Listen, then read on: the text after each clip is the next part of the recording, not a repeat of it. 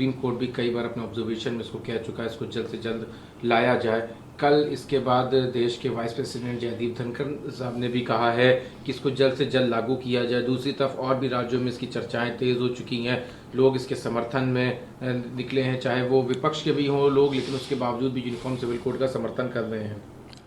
देखिए, uniform civil code देश की ज़रूरत है और बहुत समय से इसकी मांग उठ रही थी और अब सही समय है कि इसको जल्दी से जल्दी लागू कर दिया जाए। इसको लेकर मेरे जो माननीय महामहिम उपराष्ट्रपति जी ने कहा है, हम उनकी बात को समर्थन करते हैं और जाहिर सी बात है कि जो भी हम सब हैं, हम देश हित में, जनहित में जो भी कानून लाते हैं उसकी जो ज़रूरत होती है उस समय उसकी आवश्यकता होती है। तो आज इस बात की मांग ज़्यादा तेज़ी से हर राज्य में उठ रही है और सभी लोग चाहते हैं कि एक समान अधिकार सबको मिलना चाहिए देश के अंदर, तो ये कानून आना बहुत ज़रूरी है। विरोध किया है। All India Muslim personal law board पहले दिन से कह रहा है कि हम उसकी मुखालिफत करेंगे, क्योंकि हिंदुस्तान में रहने वाले तमाम लोग हैं, डाइवर्स कंट्री है, यहाँ पे लोगों के अलग अलग पर्सनल लॉज हैं, इनसे छेड़छाड़ ना करी जाए। उसके क्रम में आज बैठक भी बुलाई है बोर्ड ने, वर्चुअल बैठक है, ड्राफ्ट के ऊपर चर्चा होगी पूरी बैठक में। देखिए, all India Muslim personal law board क्यों चाहेगा यूसीसी आए?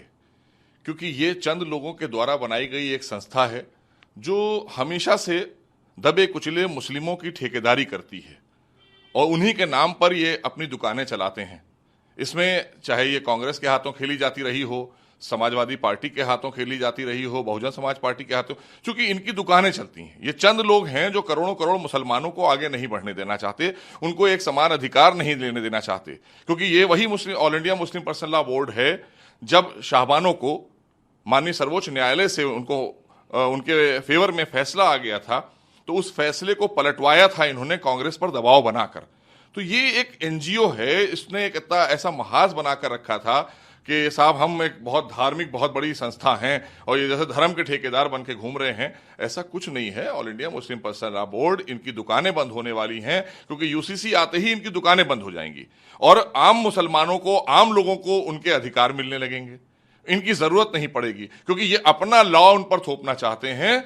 ये यूनिफॉर्म सिविल कोड से इसलिए भाग रहे हैं क्योंकि इन्होंने हमेशा दबे कुचले पिछड़े मुसलमानों का शोषण किया है। All India Muslim personal law board ने कभी उत्थान नहीं किया है। उत्थान तो आज अगर आप देखें तो 9 वर्षों में आदरणीय मोदी जी की सरकार में जिस तरह से गरीबों को मकान मिले, खास करके मुस्लिम समाज के उन दबे कुचले लोगों को, और ट्रिपल तलाक एक बहुत बड़ा सब्जेक्ट था जहां की 22-23 मुल्कों में ट्रिपल तलाक नहीं था और हमारे देश के अंदर all India Muslim personal law board बार बार दबाव देकर इस कहना चाहिए ट्रिपल तलाक को लागू करा रही थी।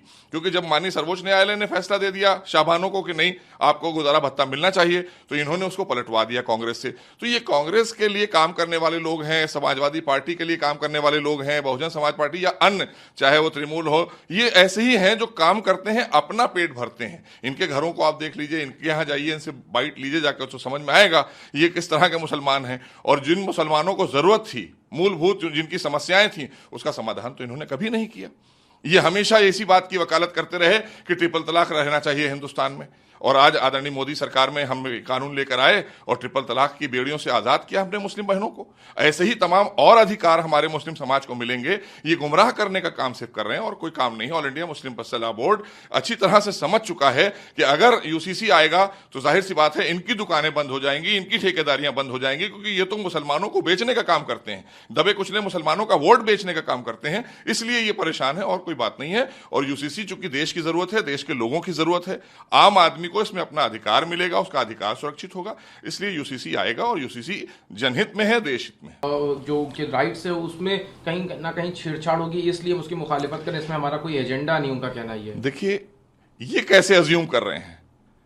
क्या ये ट्रिपल तलाक एजेंडा है इनका? अगर था तभी तो इन्होंने शाहबानों को फिर से वापस ट्रिपल तलाक की बेड़ियों में जकड़ दिया था और आदरणीय मोदी सरकार ने कानून लाकर हमारी तमाम करोड़ों करोड़ों मुस्लिम बहनों को आजाद किया उन बेड़ियों से। तो ये कहीं अपना कानून, अपना लॉ थोपना चाहते हैं। ये शरीयत की बात नहीं कर रहे हैं, ये all India Muslim personal law की बात कर रहे हैं। तो देश का लॉ चलेगा ना, कि इनका ये चंद लोगों का द्वारा बनाया गया मुस्लिम पर्सनल लॉ चलाएंगे ये? अगर इनको अपना पर्सनल लॉ चलाना है और या ये इतना ही ज्यादा मुस्लिमों की बात कर रहे हैं या मुस्लिम पर्सनल लॉ की बात कर रहे हैं, तो इन्हें तो पाकिस्तान चला जाना चाहिए, इन्हें उन मुल्कों में चला जाना चाहिए जहां पर वो शरीयत के लॉ चलते हैं। काहे के लिए हिंदुस्तान में रह रहे हैं? फिर हिंदुस्तान में तो हिंदुस्तान का लॉ चलेगा, यही हमारी शरीयत, हमारा इस्लाम भी यही कहता है। तो आखिर ये समझते क्यों नहीं है? गुमराह कर रहे हैं ना, क्योंकि इन्होंने कभी हमारे समाज को पढ़ने लिखने नहीं दिया ना। ये चंद लोग जो हैं, इन्होंने कभी हमारे समाज को पढ़ने लिखने नहीं दिया, ना कभी उनका विकास किया। ये तो आज 9 वर्षों में आदरणीय मोदी सरकार में उनका विकास भी हुआ है, उनको हर तरह की सुविधाएं प्राप्त हुई हैं बगैर भेदभाव के। तो जब भेदभाव के बगैर हमने हर सुविधा दी है, तो ये कानून भी बगैर भेदभाव का ही कानून है, कोई इसमें भेदभाव नहीं है। लेकिन इनको लग रहा है कि हमारी दुकानें बंद हो जाएंगी, लिहाजा अपनी दुकान को चलाने के लिए ये विरोध कर रहे हैं और लोगों के बीच में रायशुमारी कर रहे हैं। पहले भी रायशुमारी इन्होंने ट्रिपल तलाक पर भी की थी, तो क्या रिजल्ट आया? लोगों ने सराहना की, आम मुस्लिम बहनों ने सराहना की कि आदरणीय मोदी सरकार ने जो हमारा ये फैसला किया कि ट्रिपल तलाक की बेड़ियों से हमें आजाद किया। तो ऐसे ही आज यूसीसी जब आएगा, यूनिफॉर्म सिविल कोड से भी उनके ही अधिकार सुरक्षित होंगे और इन जैसे लोगों की दुकानें बंद होंगी। इसलिए all India Muslim personal law board परेशान है और इनके जो सदस्य हैं वो परेशान है, क्योंकि ये कोई हमारी धार्मिक संस्था नहीं है, ये चंद लोगों के द्वारा बनाई गई एक एनजीओ है।